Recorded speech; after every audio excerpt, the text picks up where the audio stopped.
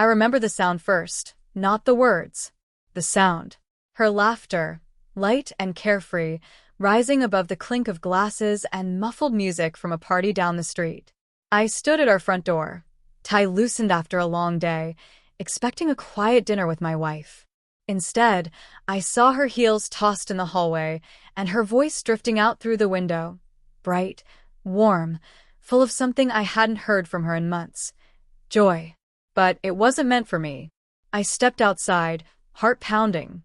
From the curb, I saw her across the street, standing in a group of strangers, drink in hand, leaning in close to whisper into some man's ear.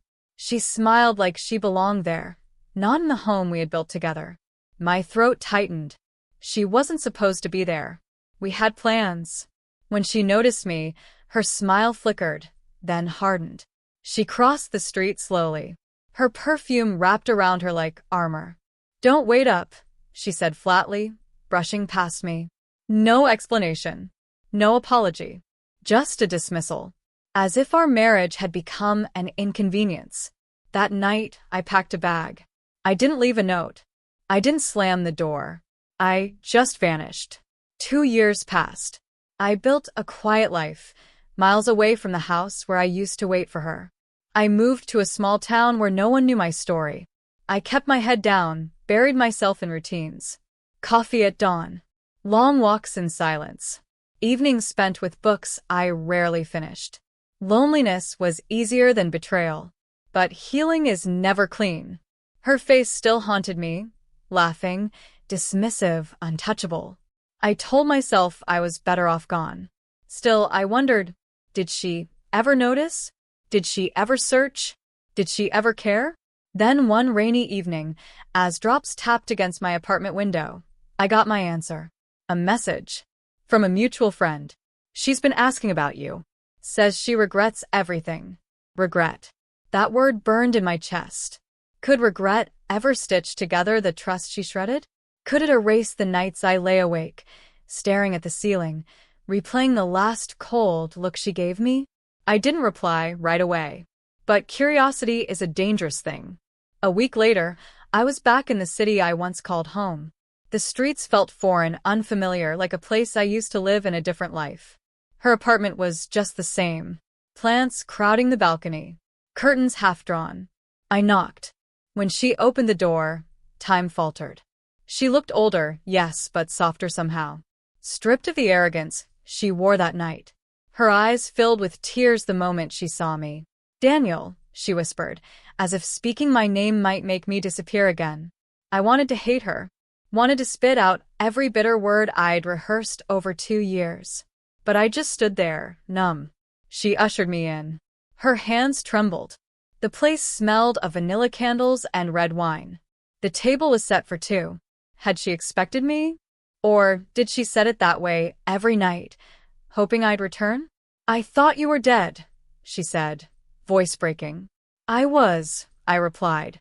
"At least to you." We sat across from each other. The silence between us was sharp and heavy, like barbed wire. Finally, she spoke. "I was stupid. Selfish. That night, I wanted to feel alive again. You were always working. Always tired.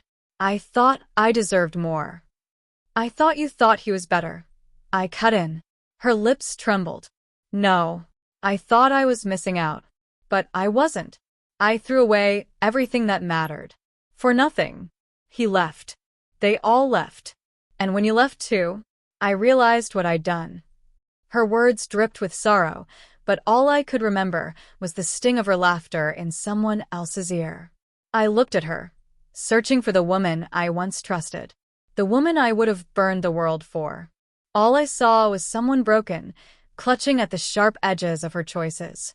"I waited for you," she whispered. "Every day. I prayed you'd come back. Please let me make it right." My chest ached. Part of me wanted to believe her, to forgive. But another part remembered how she looked at me that night, as if I were nothing but a shadow blocking her fun.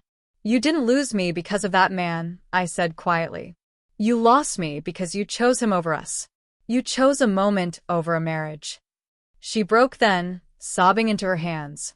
The sound rattled something in me. This was the woman I once loved more than myself, undone before me. But forgiveness is not forgetting. And forgetting is impossible. I stood. My chair scraped the floor. Her head shot up, panic flooding her face. "Don't leave again," she begged. "Please, Daniel. Don't vanish." I walked to the door, heart heavy but steady. I turned once, looked her in the eyes. I already did. And this time, I didn't look back. Outside, the rain welcomed me, cool and cleansing. I breathed deeply. I understood then. She had been my world once. But a world can end, and life goes on. Her regret might haunt her. My pain might never fully fade. But sometimes, the bravest thing a man can do is not return to what broke him, no matter how much love once lived there. 2 years ago, she chose a party over me. Tonight, I chose myself over her.